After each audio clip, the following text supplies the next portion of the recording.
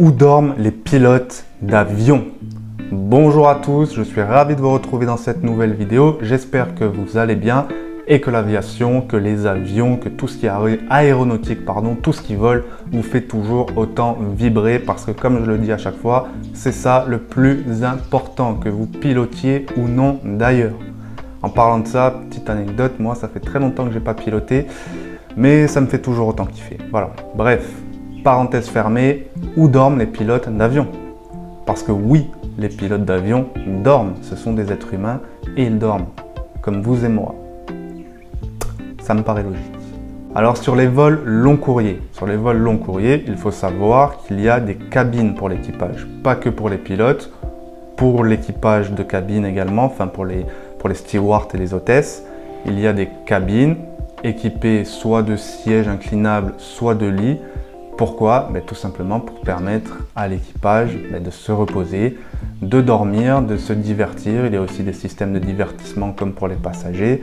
Ça va leur permettre tout simplement de déconnecter, de décompresser et de se reposer pour maintenir leur performance et maintenir leur cerveau, on va dire, actif. Parce qu'un pilote, il a quand même besoin d'être éveillé, d'être en alerte. Sinon, ça peut poser quelques problèmes.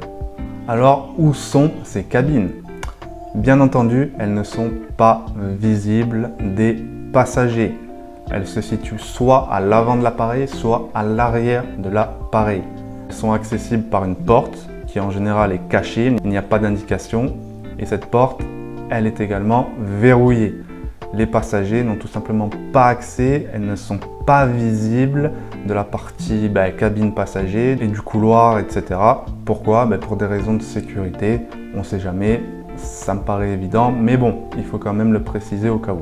Ensuite, sur les vols plus courts, que ce soit les courts courriers ou les moyens courriers, il n'y a pas de cabine pour l'équipage à bord des avions, tout simplement parce qu'ils n'ont ni le temps ni le besoin d'aller se reposer durant le vol. Les vols sont trop courts, donc il n'y a pas besoin de le faire, tout simplement. Et puis les avions ne sont pas conçus pour également.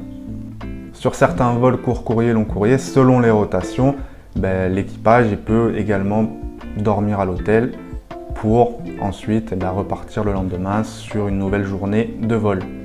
Et enfin, pour terminer, ce qui est important, c'est le respect de la réglementation. Les compagnies aériennes, elles se doivent de respecter les règles en matière de repos, c'est-à-dire avant et après le vol.